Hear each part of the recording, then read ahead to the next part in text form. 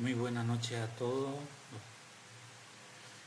El día de hoy vamos a desarrollar el curso número 2 del ciclo Diseño e Impresión de Circuito PCB para Robótica Educativa.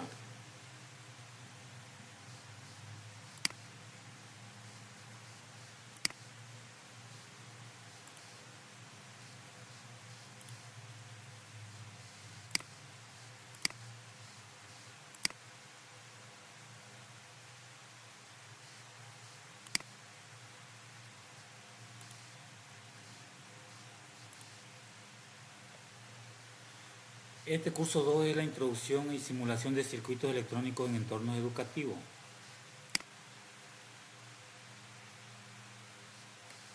Disculpan un momento.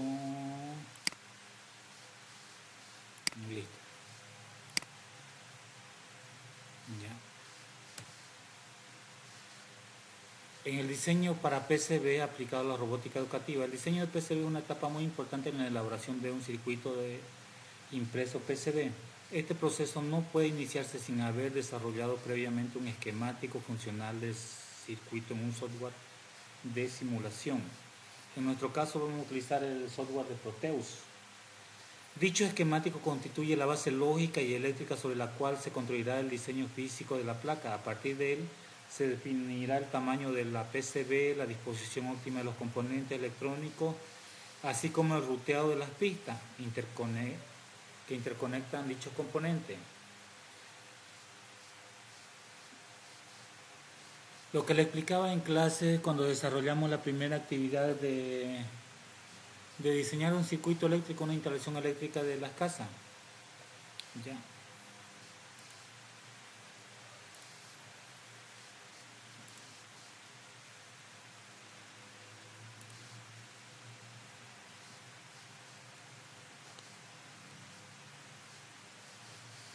Le explicaba que para poder diseñar tenemos que diseñarlo de una forma tal que en el espacio que estemos ocupando dentro de la hoja de papel no debe salirse de la hoja de papel, las pistas no deben chocar y no deben pasar por encima de ninguna otra pista.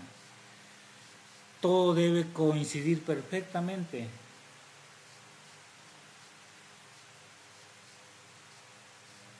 Todo debe coincidir perfectamente y tiene una serie de lineamientos, especificaciones, las normas internacionales, la norma de calidad ISO, dicen qué distancia tiene que haber entre pistas, dónde deben estar los componentes, los transistores, los LED, los dispositivos de entrada, los sensores. Todos estos dispositivos que van dentro del circuito impreso tienen que estar bien distribuidos con las medidas exactas. Por eso primero les pedí que diseñemos a mano. Si logramos diseñar a mano unas pistas, entonces no va a haber problema. Vamos a poder hacer cualquier tipo de pista, cualquier diseño eléctrico. El segundo aspecto que hablamos en clase fue el tema de que tenemos que tener un proyecto. Yo soy de esas personas que primero debe pensar qué es lo que necesita, qué necesidad vamos a resolver, para en base a ese problema diseñar la placa. Hay otras como visiones, he estado leyendo en diversos textos, en internet, en tutoriales que dicen que no es necesario que nosotros pensemos en un proyecto, solamente diseñemos la placa con los circuitos mínimos, con los elementos necesarios mínimos para que funcione en cualquier proyecto estándar. Pero, como les expliqué a ustedes, vamos a ver el diseño desde el chasis del motor. En base a ese chasis vamos a diseñar lo que es la placa para que entre en ese chasis y no sobrepase. ¿Ya? Y vamos a diseñar también las funciones. ¿Qué funciones queremos que salgan de ahí de esa placa? Para encendido LED, para funciones, para controlador de motores. O sea, todas las funciones que queramos darle a la placa tenemos que diseñarla. A ver, es como un carpintero. El carpintero no va a agarrar la madera y va a ser hacer sin tener alguna necesidad. Bueno, alguien le solicitó una mesa, entonces él va a diseñar una mesa, no necesariamente cuadrada, puede ser torneada, puede ser con redonda, con sus sillas a juego, va a elegir los colores, va a elegir el tamaño, va a elegir la madera, es decir, va a elegir todos los materiales necesarios para hacer ese su proyecto, esa necesidad, para cubrir esa necesidad que estamos viendo. Lo mismo sucede con nosotros en robótica educativa, tenemos que ver nuestro problema. En base a ese problema podemos ya ir diseñando las pistas necesarias, escogiendo los componentes. Debemos cotizar el costo de cada uno de los componentes.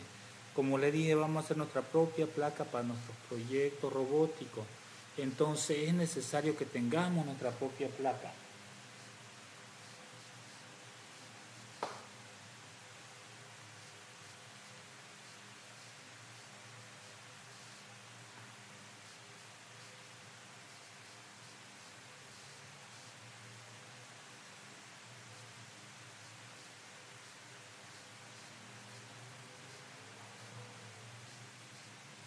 Continuemos.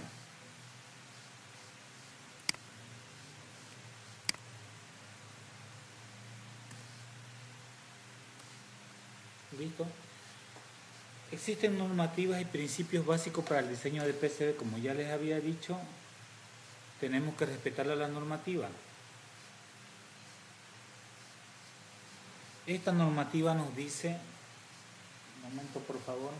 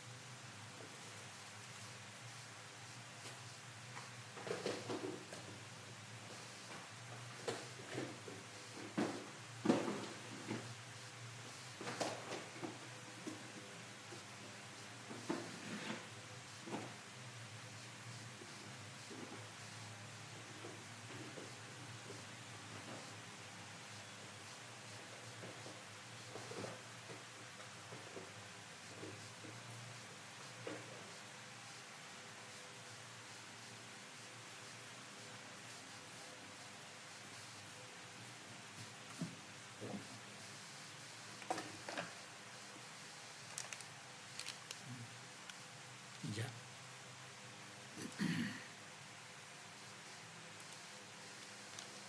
Vamos a continuar. Mil disculpas. Ya. Como vemos en este esquemático de aquí, está diseñado para colocar un componente electrónico que tenga dos patitas. Por ejemplo, esta luz LED amarilla tiene dos patitas, entonces esas dos patitas tienen que coincidir, la distancia de ambas tiene que coincidir con esto de aquí. ¿Ya? Es importante, la mayoría de los componentes tienen dos patitas, pero la distancia entre las patitas es diferente. Por ejemplo, aquí vemos se ve,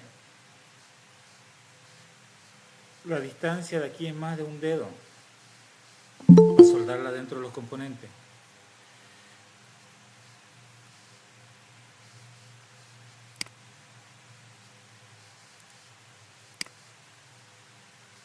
Esperen un momento.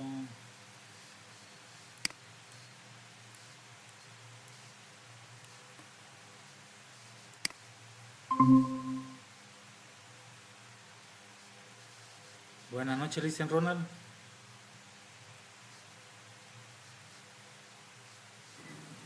Lice, buenas noches, Lice. Va a disculpar por llegar tarde, estoy en camino. No hay problema, no hay problema. Vamos a continuar explicando ya. Ya, profe, listo. Bueno, continuemos.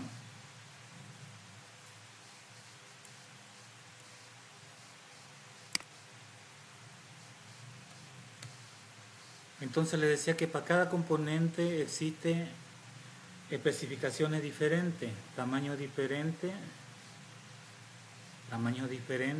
espaciado diferente entre cada uno de ellos. Ahorita, espaciado diferente entre cada uno de ellos. Entonces todos los componentes son diferentes. ¿Sí? ¿Se ve?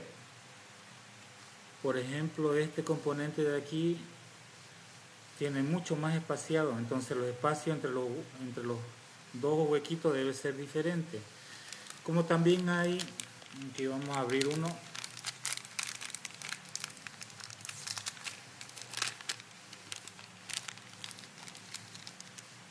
hay componentes eléctricos como que tienen tres patitas.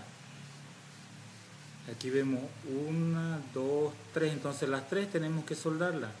Entonces tenemos que construir tanto los espacios, las distancias como las pistas para cada una de estas patitas. ¿Ya?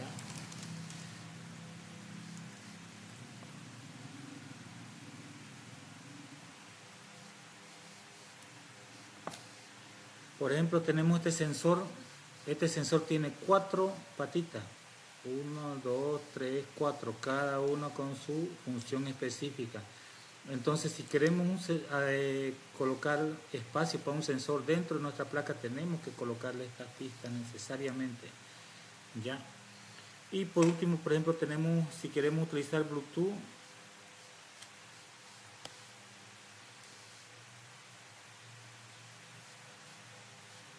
integrado a la placa. Aquí tenemos un Bluetooth de 1, 2, 3, 4, 5, 6 patitas. ¿Ya? 6 pines.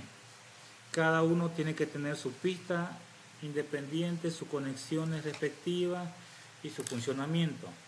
Entonces, lo ideal es ver qué componentes vamos a utilizar y si vamos a utilizar componentes integrados. Componentes integrados a la placa es un poco más difícil de utilizar. Ya, se ve bien aquí. Son componentes que están dentro de la placa, soldados en la placa y tienen función y funcionan ahí mismo. Cuando son componentes externos, tienen sus pistas, como la vemos aquí, tienen su pista de funcionamiento libre, o sea, no específica, libre para poder conectarle algún otro elemento, ¿ya?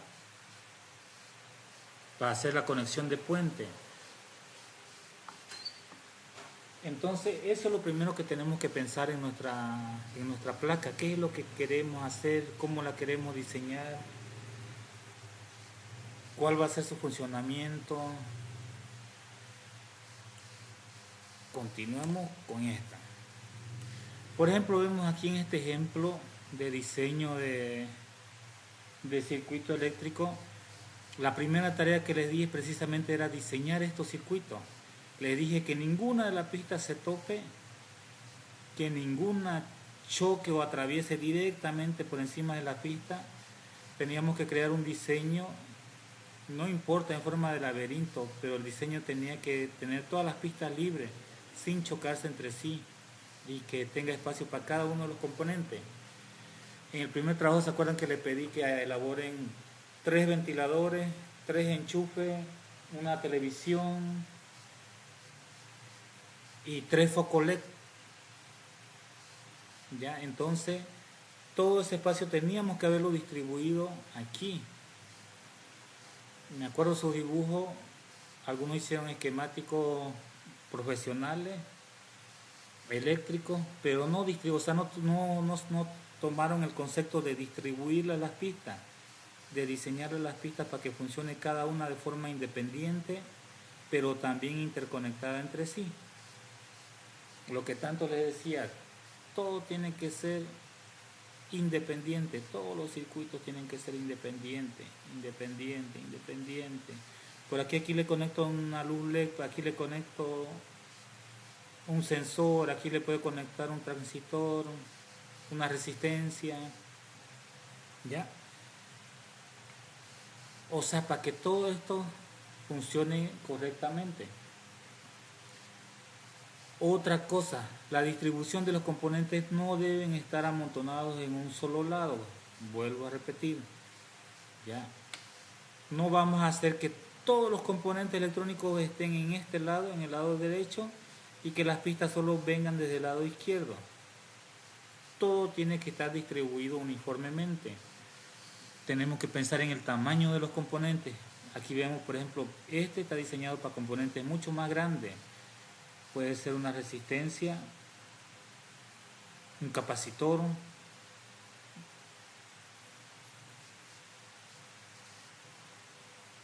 o una conexión USB.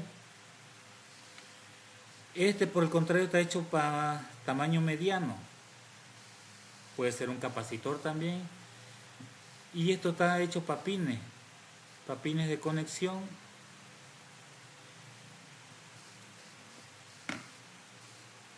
Bueno, pues me disculpan, vamos a tener que...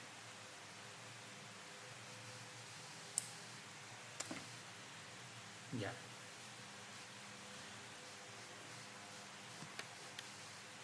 Vamos a utilizar la placa, el Arduino Uno.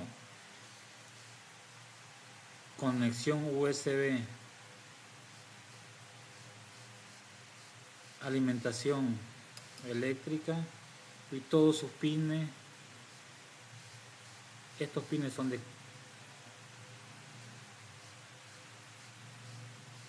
conexión.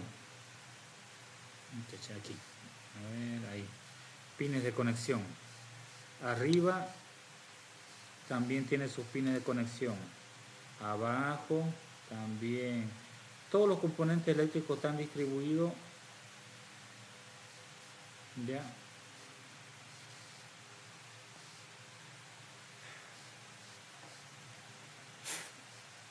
No tenemos componentes que estén uno encima del otro. Todos son independientes, todos tienen sus espacios. Aquí vamos al tercer aspecto. La optimización del espacio disponible respetando distancias mínimas entre pistas, pack y bordes de placa. Aquí vemos, por ejemplo, que estas pistas ya se están topando, pero no se unen. Tienen una distancia mínima, estándar de separación. Eso para que no haya cortocircuito, para que no haya sobrecalentamiento. Entonces, este es un diseño adecuado para una PCB. Vuelvo a repetir con nuestro ejercicio. Teníamos que diseñarlo, distribuir todos los elementos dentro del espacio de la hoja de papel, plano. Porque las placas son planas también. No la vamos a hacer no la vamos a imprimir en una esfera o en un cilindro, en un cono, no. Tiene que ser en un elemento plano.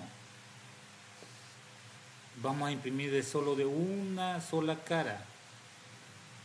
No va a ser doble capa, no va a ser triple capa, va a ser de una sola capa y con todos los espacios necesarios para los componentes electrónicos. Recomendaciones para el diseño de las PCB. Encontré un video muy interesante que quisiera compartírselo.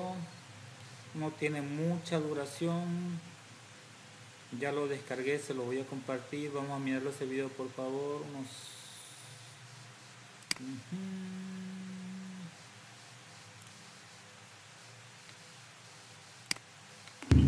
Ya sea que juguemos algún video. Ahora sí.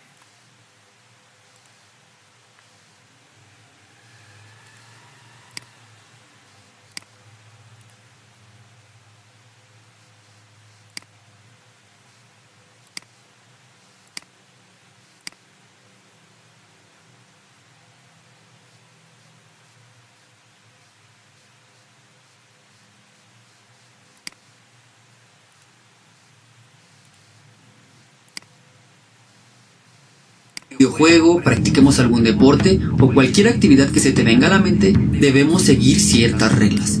Esto es válido incluso para fabricar PCBs, y es que hacer una PCB no solamente es trazar pistas y soldar dispositivos.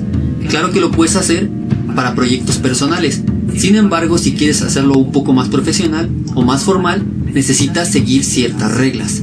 En este video hablaré sobre los pasos que deberíamos seguir antes de fabricar una PCB. Y también mencionaré 10 reglas que considero importantes para hacer el trazado de las pistas y la colocación de los componentes. Lo que veremos en este video, además, lo vamos a poder aplicar en cualquier software de diseño de PCBs, ya sea Eevee, OrCAD, KiCad, Altium, en todos ellos. Hola, mi nombre es Luis y esto es Analógico Digital. Empecemos mencionando lo más importante. Fabricar una PCB es de las últimas cosas que hacemos cuando diseñamos un sistema electrónico. Lo primero que debemos hacer antes de fabricar una PCB es realizar el diseño del circuito, esto es, calcular los voltajes y las corrientes que circularán. Por supuesto, también necesitamos conocer cuáles son los dispositivos que utilizaremos para que nuestro sistema funcione de manera adecuada. Así que siempre realizaremos nuestro diseño apoyándonos de las hojas de especificaciones de los dispositivos. Estas hojas de datos trata siempre de descargarlas directamente de las páginas de los fabricantes. Más adelante veremos cómo realizar esto. Si no conoces ningún fabricante de dispositivos electrónicos, con gusto te menciono algunos de los más conocidos. Tenemos a Texas Instruments, Analog Devices, ON Semiconductor, ST Microelectronics y los que vemos de este lado. Imaginemos que queremos hacer el PCB para este regulador de voltaje, en el que a la entrada le vamos a aplicar 15 volts y a la salida esperamos 9 volts. Entonces lo primero que tenemos que hacer es buscar las hojas de especificaciones del dispositivo. Así que ponemos en el buscador LM317, seguido del fabricante, que en mi caso es ST Microelectronics, y nos tiene que aparecer el PDF de las hojas de datos en la página oficial de ST. Nos aparecerán algunas características del dispositivo, una descripción del mismo y los diferentes encapsulados que podemos encontrar para el mismo regulador, como el TO220 o el D2PAC. En este caso yo utilizaré el TO220, que es de inserción. Veremos configuraciones de pines y también vemos varios parámetros eléctricos del dispositivo. Si bajamos más, en estas hojas nos auxilian un poco en cómo podríamos hacer los cálculos de las resistencias, voltajes y corrientes. Entonces procederíamos a hacer el diseño del circuito.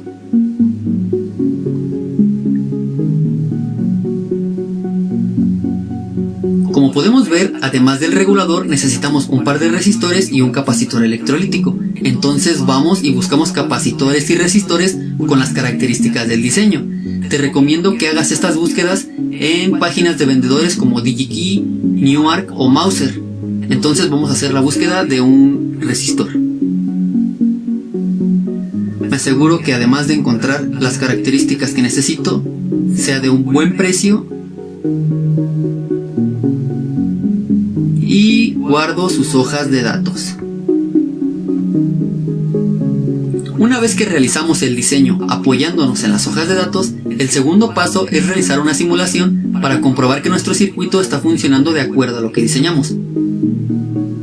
Algunos softwares que puedes utilizar para hacer estas simulaciones son Multisim, PSpice o Proteus. ¿Cuál te recomiendo? El que tengas disponible. Si ya funciona la simulación, entonces el tercer paso es realizar pruebas experimentales con la ayuda de una PCB. Esto para asegurarnos de que lo que diseñamos realmente está funcionando como esperábamos. Todo lo anterior es necesario ya que vas a conocer a tu circuito, todos los voltajes, todas las corrientes, las posibles fallas que tenga, y si las hay, vas a poder hacer cambios para solucionarlos de manera sencilla. Entonces, en este punto, y solo en este punto, deberías empezar a diseñar una PCB. Créeme que si haces los pasos anteriores te puedes ahorrar mucho trabajo y mucho tiempo. Esto que ves en pantalla se conoce como footprints o land patterns. Estos footprints son los principales elementos que utilizaremos para fabricar nuestra PCB, ya que es en estos donde eventualmente soldaremos a nuestros dispositivos. Vemos que los footprints están conformados por un conjunto de pads y un dibujo que se le conoce como silkscreen. Además, otra cosa importante de mencionar de los footprints es que estos tienen las dimensiones exactas para los dispositivos para los que fueron diseñados. Es decir, los footprints representan visualmente las dimensiones físicas de un componente electrónico. Entonces, el siguiente paso antes de fabricar una PCB es conocer las dimensiones físicas y los encapsulados de nuestros dispositivos. Estos datos los podemos obtener directamente de las hojas de especificaciones de los componentes, tal como lo vimos en el regulador. Pero vamos a ver otra hoja de datos, por ejemplo, la de nuestro resistor. En esta hoja de datos, luego en el título nos dice que puede ser de tamaño 0204, 0207 o 0414. Aquí vemos una imagen de las resistencias, incluso nos damos cuenta que pueden ser para que los coloquemos de manera vertical. Si bajamos más, podemos encontrar los parámetros geométricos. Los parámetros geométricos más importantes de un dispositivo serían el largo del cuerpo, el ancho del cuerpo, el diámetro de los pines y la separación entre los pines.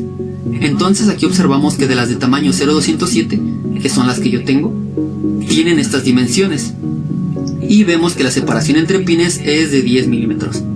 Bueno, aquí nos ponen una nota que esta separación puede ser de 7.5 milímetros a 10 milímetros. Estos datos los voy a anotar para tenerlos a la mano. La obtención de los parámetros geométricos la tengo que hacer para todos mis dispositivos. Pero ¿qué pasa si yo compré mi componente en la tiendita de la esquina y realmente no sé cuáles son las características del dispositivo o no conozco su hoja de datos? Entonces, ¿cómo le puedo hacer?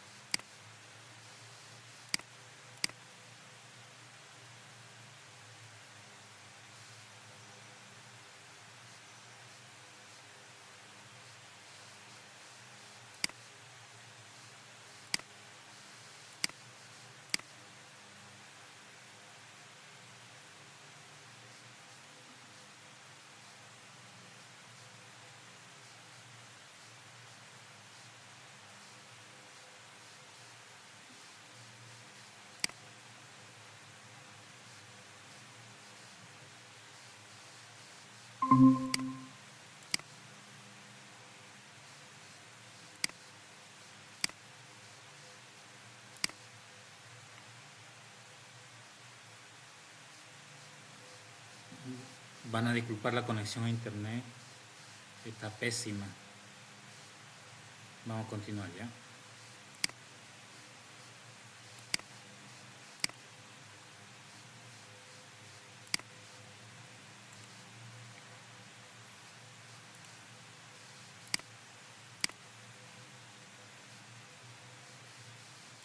Supongamos que es el caso para mi capacitor electrolítico.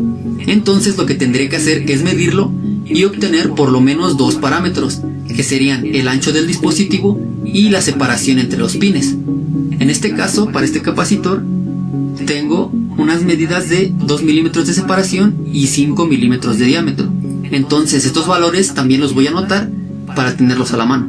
Si es para un proyecto personal, puedes hacer esto de medir los dispositivos sin ningún problema. Sin embargo, si va a ser algo más profesional o más formal, te repito que siempre tendrías que obtener los parámetros directamente de las hojas de especificaciones. Hasta este punto ya tenemos todo calculado. Las corrientes, los voltajes, las dimensiones de nuestros dispositivos, los encapsulados de nuestros dispositivos, todo. Entonces podemos pensar que ya es momento de ir, buscar un software para edición de PCBs, descargarlo, ver algunos tutoriales y por fin fabricar nuestra PCB. Lo puedes hacer. Sin embargo, me gustaría mencionarte que existen reglas que se deben seguir para diseñar una PCB. Estas reglas se deben seguir ya sea por seguridad, para garantizar el buen funcionamiento del circuito, para facilitar el montaje de los dispositivos en la placa, para facilitar también pruebas, inspecciones y la resolución de problemas si es que se llegasen a presentar. No voy a mencionar todas las reglas que existen porque en realidad hay libros enteros sobre este tema, en serio libros. Sin embargo, me gustaría mencionarte algunas de ellas para que las conozcas y las puedas aplicar en tus diseños sin importar cuál sea el software que vayas a descargar. ¿Te acuerdas que en el diseño calculamos todas las corrientes en el circuito?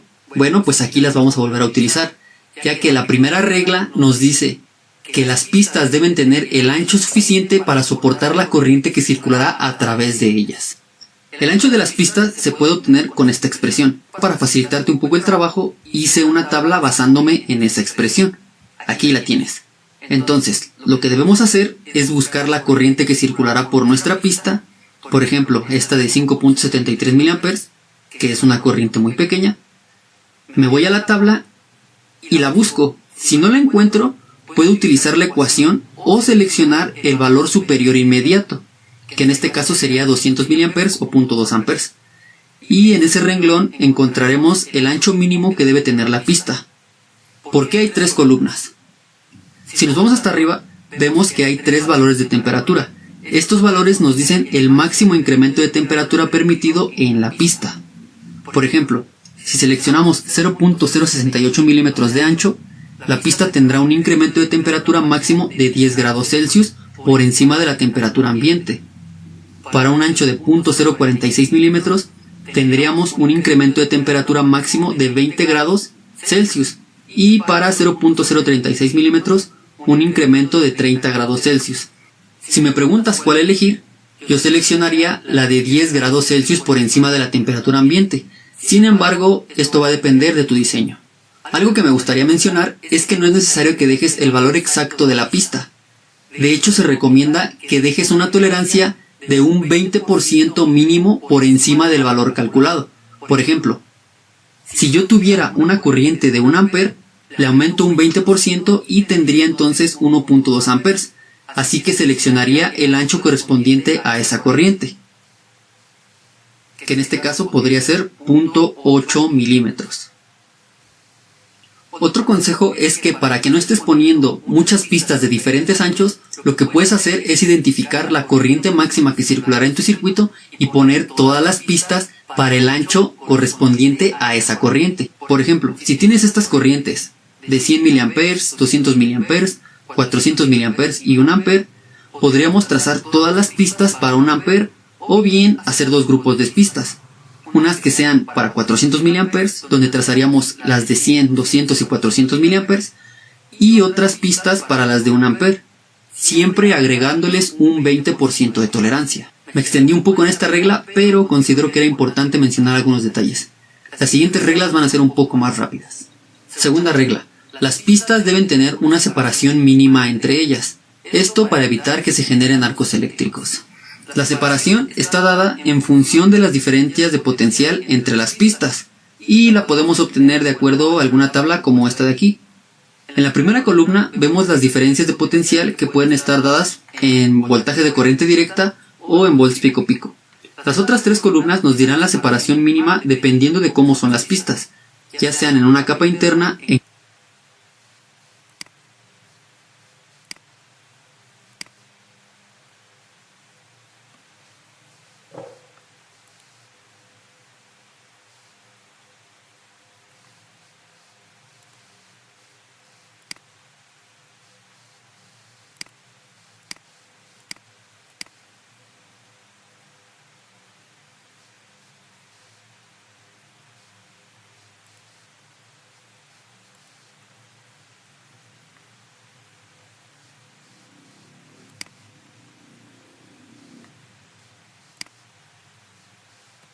nos quedamos precisamente aquí en el tamaño de las pistas.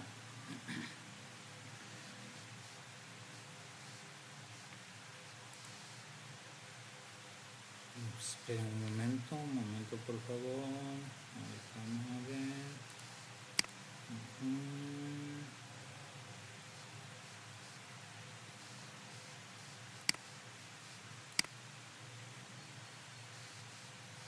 Listo.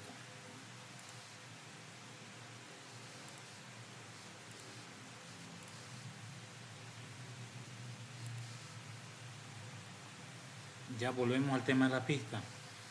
Como explicaba, las pistas no tienen que ser de diversos tamaños, necesariamente vamos a elegir el valor más largo, el valor más conveniente. Por ejemplo, en esta las pistas están casi al mismo grosor, la mayoría de las pistas tienen, entonces quiere decir que su amperaje es el mismo, casi uniforme, no exactamente el mismo en todos los componentes, pero haciendo el promedio, eligiendo el valor más alto, entonces tenemos el amperaje para todos los componentes.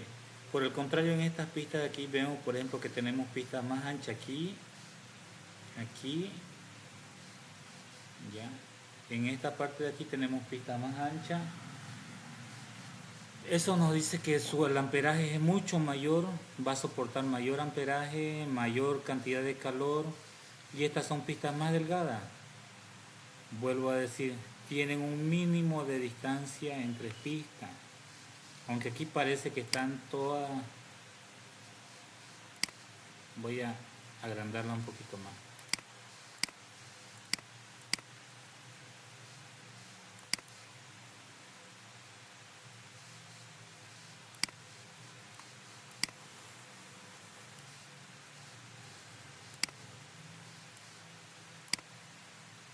Ya. Aquí vemos la separación entre pistas, incluso vemos que la separación es mucho más allá.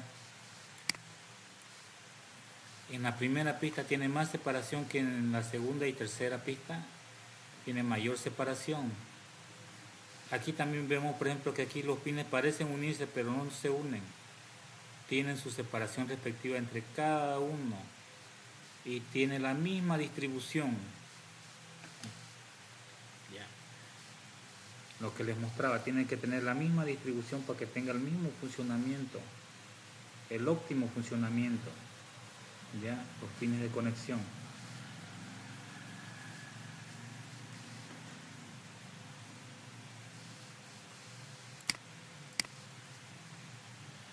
Es importante tener en cuenta leyes fundamentales de la electrónica, ya que influyen directamente en la calidad del diseño.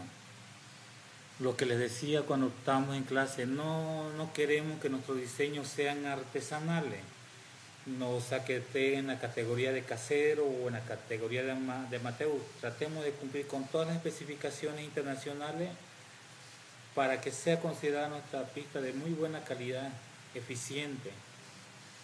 ¿Ya? Aspectos como la intensidad de corriente que puede soportar cada pista. Lo que decía aquí en el video estábamos mirando, el ancho de pista determina qué capacidad de corriente puede resistir, no solo la capacidad de corriente, sino también la capacidad de calor, de aguantar el calor. Dice 10 grados por encima de la temperatura ambiente. En Cobija nuestra temperatura ambiente generalmente es de 35 grados, 40 grados, entonces quiere decir que esa pista le aumentamos los 10 grados por encima de la temperatura ambiente, son digamos 40 más 10, son 50 grados. Puede aguantar 50 grados de temperatura, ya, de la calor. Pasado esos parámetros ya corre el riesgo de hacer cortocircuito, de no funcionar adecuadamente o incluso hay veces de fundirse. Entonces por eso es necesario tomar en cuenta todos esos parámetros. Otro parámetro es la interferencia electromagnética. No sé si han visto ustedes, a mí me sucede casi siempre. Cuando yo conecto mi cable, mi enchufe a cualquier toma corriente, siempre sale una pequeña corriente eléctrica que topa mi mano y yo lo siento. no sé si yo soy atrayente a la corriente, pero yo la veo y si traspasa el voltaje, traspasa la transferencia. Lo mismo sucede con el tema electromagnético. Los campos electromagnéticos tienen cierta distancia de funcionamiento. Ya. Por ejemplo, colocamos dos imanes, disculpen, no tengo los imanes. Ya. Colocamos dos imanes. Hasta cierta distancia no se van a atraer, pero ya una vez estén cerca, automáticamente se van a prender. ¿Ya? Entonces, a cierta distancia no va a haber ningún problema, no se van a atraer, no va a haber interferencia. Pero si lo ponemos más cerquita, ya va a haber interferencia, ya se va a unir. Entonces, eso es lo que no queremos, eso es lo que queremos evitar, que no haya interferencia. Cuando lo tratemos de manejar el robot por Bluetooth, tiene que estar adecuadamente elaborado.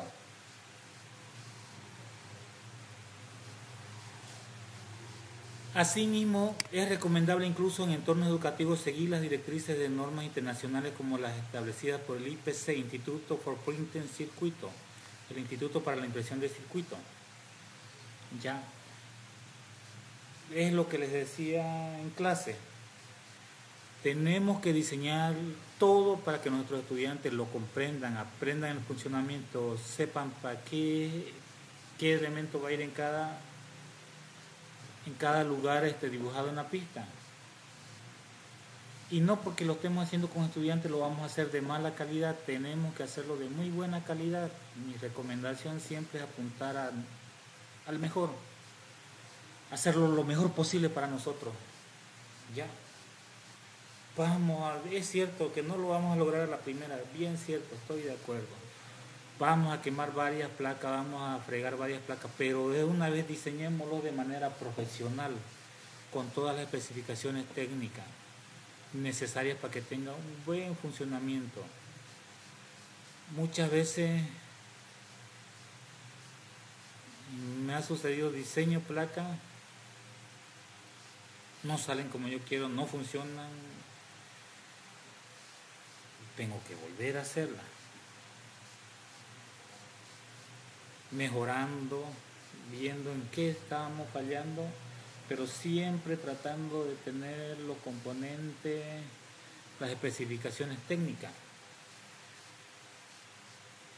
En ese aspecto no debemos mucho preocuparnos porque la mayoría de los programas ya vienen con las especificaciones técnicas, vienen con el diseño, su dibujo, viene con el diseño a escala, que cuando lo imprimí sale exactamente en la medida del componente elegido. Incluso dentro del programa Proteus tenemos una tienda de componentes electrónicos donde podemos elegir todos los componentes paso a paso, qué componentes vamos a utilizar, teniendo en cuenta así que esos componentes existan en Bolivia. Muchas veces hay componentes que no existen, que no utilizamos. Sabemos que existe diferencia de voltaje, estándares con otros países, entonces muchas veces no vamos a encontrar los componentes que nosotros requerimos. Es por este motivo que yo siempre les dije desde el comienzo, primero hagan la cotización de todo lo que van a utilizar ustedes, su proyecto de ustedes, ¿ya? De acuerdo a eso vamos a diseñar los componentes, vamos a diseñar el circuito eléctrico que necesitamos. Continuamos con... Aunque en un entorno educativo se puede trabajar con cierta flexibilidad, bien cierto, por el tema de los estudiantes, en este sentido el diseño de una PCB no es solo una cuestión estética de orden, sino un proceso técnico que requiere comprensión, planificación y precisión. Ya. En carpintería, por ejemplo, lo que le estaba explicando del carpintero, el carpintero no va a hacer un mueble que no necesita hacer, que no le ve la utilidad. Ya, entonces él ve la necesidad, por ejemplo, llega un cliente, le pide una mesa, bueno, pues él va a diseñar la mesa. No necesariamente la va a diseñar cuadrada o rectangular, puedes diseñarla redonda, ovalada, puede darle los toques de torneado. Entonces él va a elegir qué madera va a utilizar, de qué calidad lo va a hacer el trabajo, cuáles son las dimensiones, cuáles son los elementos complementarios del mismo proyecto, y lo va a diseñar, lo va a elaborar. Ya. El carpintero usa medidas exactas también para realizar su trabajo, pero incluso hay veces falla por milímetro, por centímetro, pero en el caso del carpintero él puede arreglarlo. En el caso de nosotros falla esa placa por algún elemento, ya la placa totalmente no sirve. Tenemos que volver a diseñarla. Hay materiales como la baquelita virgen que podemos volver a utilizarla, creo que una vez más podemos reutilizarla, después ya no se puede. ¿Por qué? Porque al meterla en el ácido, él elimina todo el cobre de las pistas, todo el cobre de la placa, o sea, solo queda lo que queda con pintura, solamente eso no se elimina. Eso es lo que queda ahí, ese cobre, es lo que hace las pistas. Lo demás todo se elimina, entonces no podemos volver a utilizar, porque no va a haber cobre encima de esa placa, no hay. Entonces, ¿qué cobre vamos a utilizar para corregir ese diseño? Puedo atreverme a decir que es casi como los doctores. Los doctores no pueden tener un error dentro de la operación porque corre peligro la vida del ser humano. En nuestro caso corre peligro la vida del circuito eléctrico. Se muere el circuito, no podemos arreglarlo. Ya.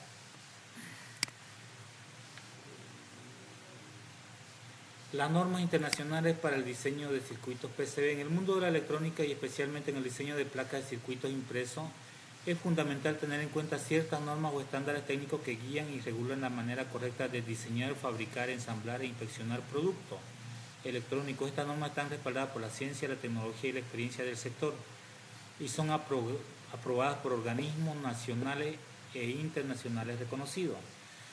Son elaboradas por empresas que ya se dedican a diseñar, a armar estas placas y que en base a sus experiencias, porque incluso las empresas, ya vemos celulares, hay celulares, Samsung por ejemplo, una gran marca, ha diseñado celulares que se han recalentado mucho, han explotado, han causado accidentes debido a su mal diseño de sus placas, mal diseñadas las placas.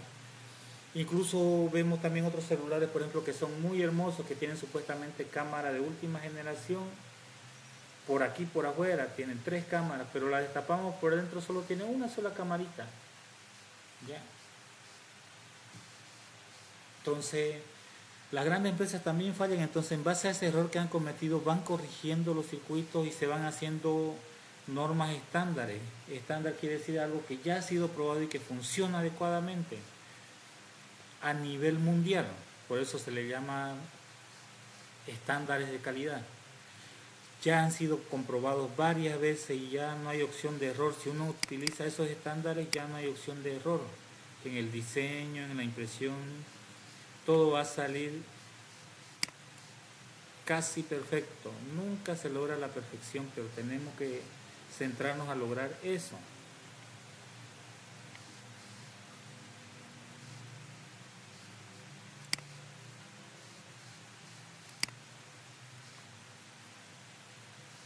Bueno, esto ha sido por el día de hoy lo que vamos a ir avanzando. Ya hablamos de lo que es un estándar técnico, ya hablamos que las organizaciones, vamos a hablar de esto un poco más. Ya, la ISO es la más conocida, es una organización internacional para estandarización que no solo establece estándares para productos electrónicos, sino para cualquier tipo de producto, comida, bebida, cualquier producto que sea elaborado, que sea producido a nivel industrial. Vamos a decirlo así, a nivel industrial. ¿Ya? La UIT Unión Internacional de Telecomunicaciones también tiene estándares, pero exclusivamente para los medios tecnológicos de telecomunicaciones. ¿Ya? Todo medio tecnológico que se dedique a las telecomunicaciones tiene sus estándares. Celulares tiene sus estándares para conectarse. También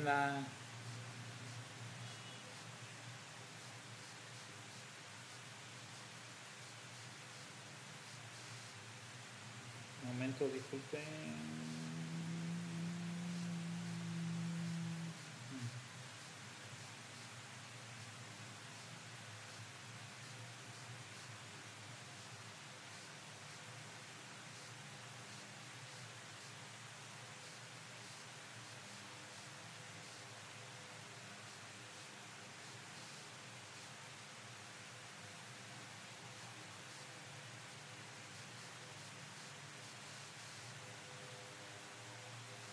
Listo.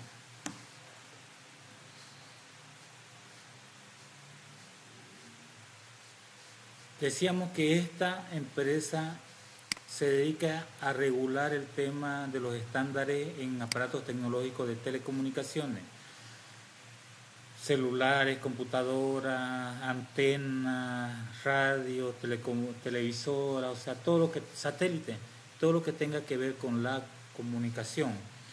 Tenemos otra que es la IEC, International Electronical Commission, ya que es la Comisión Internacional de Electrónica. Es para cualquier tipo de equipos eléctricos, electrónicos, incluyendo pruebas de calidad y seguridad. Se especializa en electrodomésticos, aparatos que normalmente tenemos en nuestro hogar, cámaras de seguridad, redes de seguridad, componentes como cables, motorcitos, motores.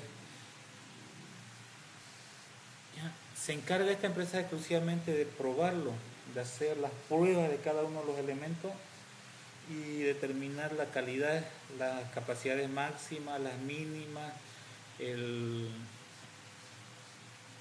ambiente donde puede trabajar, para qué tipo de ambiente, para qué tipo de corriente es recomendable. Bien sabemos que para todo hay recomendaciones. Usted compra la leche, dice, se le recomienda mantener en temperatura entre 10 y 20 grados. Si no la mantenemos entre esa temperatura, la leche se frega, se enpuerta. Ya, entonces para todo tiene sus estándares, tanto de uso como de almacenado, como de funcionamiento.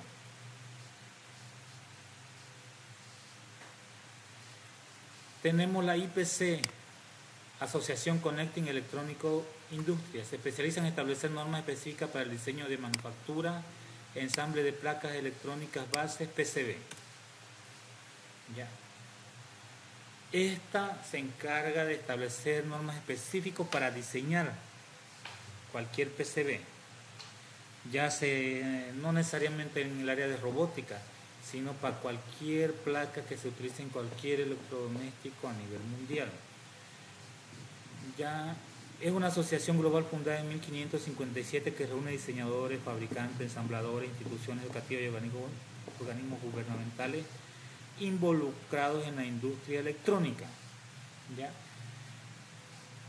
Las placas PCB es esencialmente electrónica básica, electrónica avanzada y microelectrónica, porque como vemos aquí en esta figurita de aquí, los diseños, hay componentes que son sumamente pequeños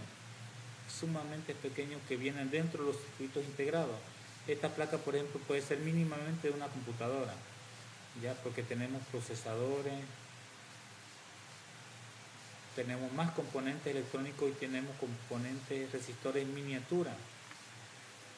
¿Ya? Entonces quiere decir que va a trabajar con distintos componentes, va a tener distintas funcionalidades.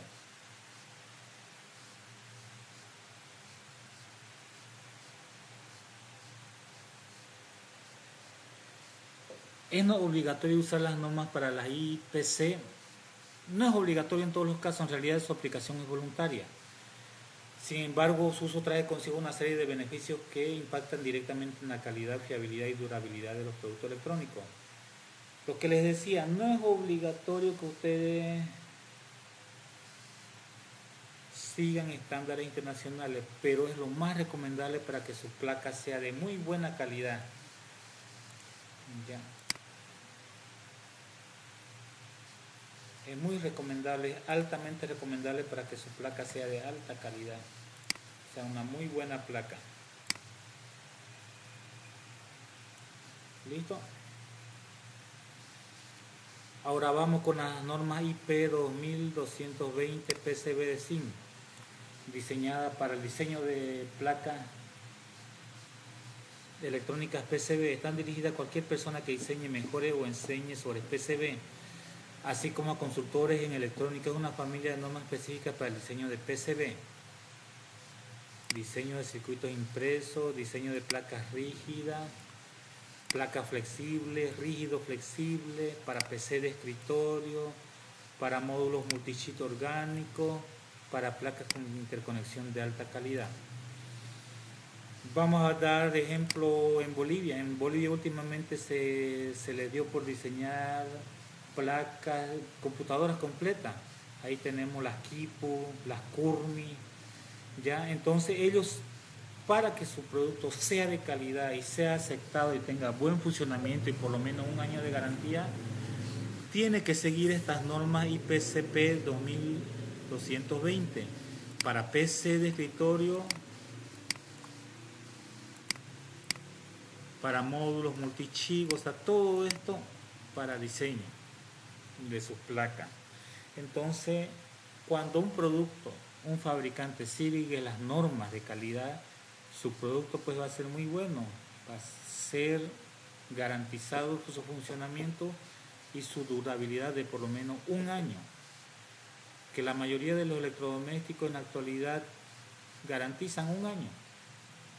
Algunos que se consideran de muy buena calidad garantizan 2 años de funcionamiento. Incluso las motos de un año la garantizan. Pasado el año ya no la garantizan. O 100.000 kilómetros, 10.000 kilómetros creo que, si no me equivoco. Ya, entonces para todo hay estándares, para todo tiene determinada duración. ¿Ya? En la actualidad al menos se maneja así. ¿Por qué? Porque ya no diseñan electrodomésticos o equipos tecnológicos que tengan alta durabilidad. Por ejemplo, el celular Nokia 5220, el 1100, son muy conocidos porque lo tumbaba, lo pisaba, lo lanzaba y esos celulares no se deshacían, no se desarmaban. Incluso primero se quebraba la pared antes que el celular. Ahora, debido a que la durabilidad de esos celulares es para muchos años y no le conviene pues a las empresas crear unos aparatos electrónicos que duren toda la vida. ¿Por qué? Porque ya sus ventas van a decrecer, o sea, van a vender a todo un determinado mercado y el mercado ya no le va a volver a comprar hasta en los próximos 10 o 20 años. Entonces van a reducir su venta, van a reducir su ganancia. Entonces, ¿qué es lo que buscan las empresas ahora?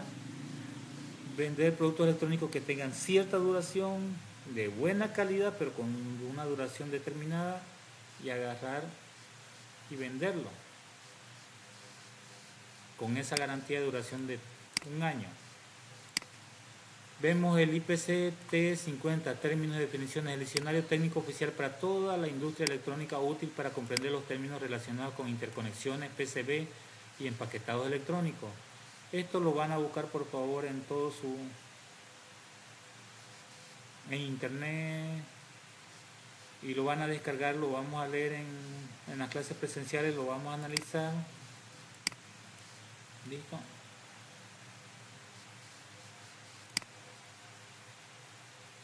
La norma IPC 7351, diseño de montaje superficial, define las geometrías, tamaños y tolerancias necesarias para una correcta soldadura de componentes SMD. Asegura la compatibilidad con otras normas como la IEPC EIA JSTD 001 o la IEPC 610, usada en procesos de soldadura automática o manual. Cuando soldamos los componentes no vamos a soldar, hay que tener cuidado, hay que saber soldar porque no tenemos que dejarle harto aquí vemos la soldadura. Se puede ver ahí.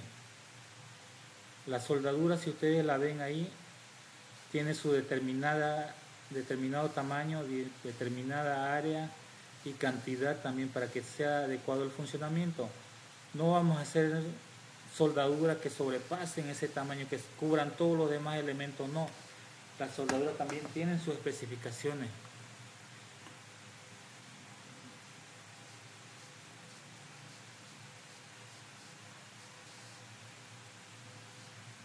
Diseño de circuitos de alta velocidad. Para el diseño de circuitos de alta velocidad establece directrices para el diseño y empaquetado de circuitos electrónicos de alta velocidad. Es útil para ingenieros de diseño y fabricantes de tarjetas electrónicas. Tarjetas electrónicas mucho más sensibles, mucho más precisas y que tienen un funcionamiento, un calentamiento mucho mayor debido a la cantidad de funciones que puede soportar. Normas para la fabricación y ensamble de PCB. Estas normas regulan los procesos de fabricación, ensamble, inspección y reparación de placas electrónicas, asegurando calidad y confiabilidad de los productos. En este aspecto, cuando ustedes diseñen su PCB, tienen que tener también un manual, tienen que tener un esquemático de dónde está cada componente y cada componente con su voltaje respectivo para poder repararlo, cambiarlo. Así como podemos elegir hasta tres tipos de circuitos que sean compatibles. O sea, si no pillamos un circuito, podemos sustituirlo por otro parecido. Esto es muy bueno para poder reparar nuestro circuito eléctrico. Es lo recomendable, pero hay muchas compañías, por ejemplo el iPhone. Es una compañía que diseña sus circuitos eléctricos, su placa, para que no sea tocada, no se le puede cambiar ningún solo repuesto, es decir, es una empresa muy celosa con sus placas. Cosa que si a esa placa le cambias un solo componente, no funciona más. Xiaomi no funciona totalmente, no funciona. Está diseñado de esa manera. Para concluir, vamos a terminar de mirar el video. Se los voy a presentar. Con eso concluimos la actividad de hoy día.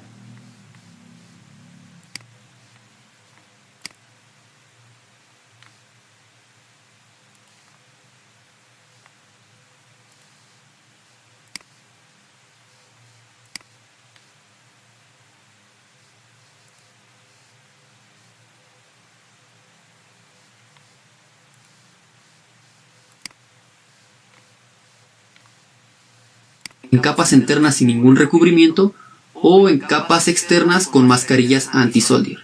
Por ejemplo, si tuviera 17 volts de diferencia entre estas dos pistas adyacentes y además estas pistas son externas sin recubrimiento, entonces tendría que dejar mínimo un espacio entre ellas de 0.116 milímetros. Solo toma en cuenta que estas separaciones pueden variar de acuerdo a las aplicaciones. Por ejemplo, si lo que queremos es que no exista interferencia entre las señales de dos pistas paralelas, deberíamos dejar un espacio mínimo de 2 veces el ancho de las pistas, así como te estoy mostrando en esta figura. La regla 3 nos dice que los dispositivos deben estar acomodados de tal manera que estén organizados y tengan un espaciado y alineación uniformes. Esto, además de que le da una muy buena presentación a tu circuito, sirve para poder encontrar fácilmente a todos tus dispositivos en caso de necesitar hacer mediciones, para hacer pruebas o para encontrar y resolver fallas. Cuarta regla. Debe existir una distancia mínima entre un dispositivo y otro y entre un dispositivo y la orilla de la placa. Esta regla nos sirve principalmente para facilitar el montaje de los componentes a la placa, pero también para que los dispositivos que se calientan al estar trabajando, como un transistor o un regulador, tengan ventilación y espacio suficiente para no dañar a los dispositivos cercanos. Te dejo las imágenes unos segundos para que les hagas captura de pantalla o para que las copies. Las siguientes 6 reglas están relacionadas con la compatibilidad electromagnética. Esta compatibilidad electromagnética se refiere a la propagación, recepción y transmisión involuntaria de energía electromagnética que puedan tener nuestros dispositivos. Este tema es bien importante ya que los fabricantes y vendedores de sistemas electrónicos están obligados a probar la compatibilidad electromagnética de sus productos. Esto para asegurar que su producto no interfiera con el buen funcionamiento de otros equipos. Entonces la quinta regla sería: evita poner pistas a 90 grados. Esto es debido a que un cambio abrupto en la dirección de una pista es una fuente de radiación. Estos cambios se ven como una discontinuidad de impedancia y como consecuencia se tendrá radiación electromagnética. Entonces preferimos trazar vueltas más suavizadas. La sexta regla, relacionada también con la radiación electromagnética, nos dice que se deben evitar trazar pistas paralelas que lleven la misma corriente en la misma dirección. Por otra parte, sabemos que los circuitos necesitan dos conductores, uno para la señal y otro para el retorno.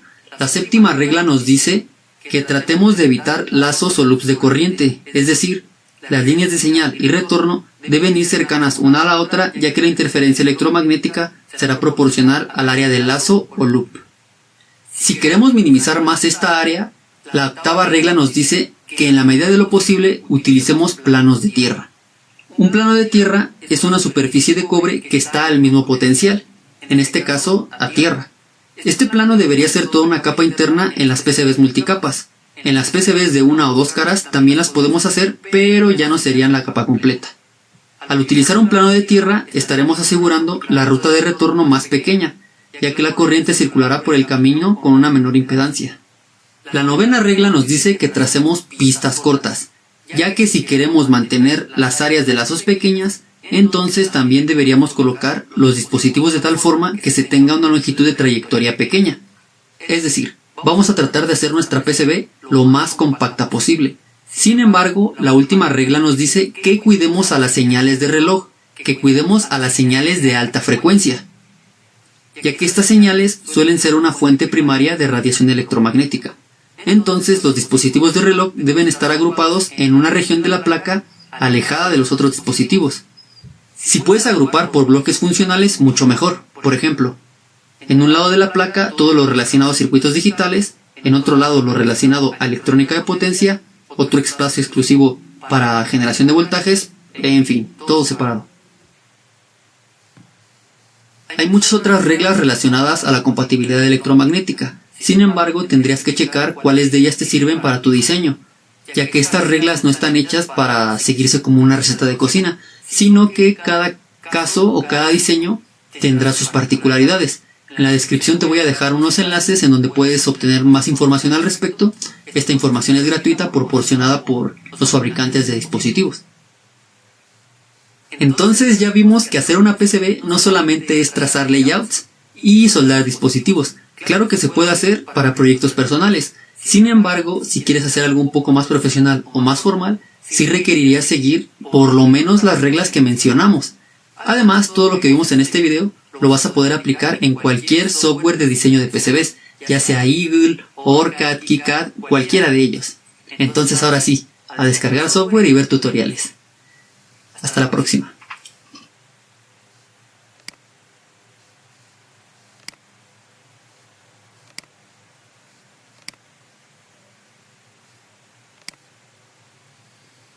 Bueno, eso sería todo por el día de hoy. Vamos a terminar la clase. Muchas gracias por su asistencia. Espero que vean este video, lo vuelvan a revisar y ya tomen en cuenta todas estas recomendaciones que ya se las había hecho para su diseño de sus placas.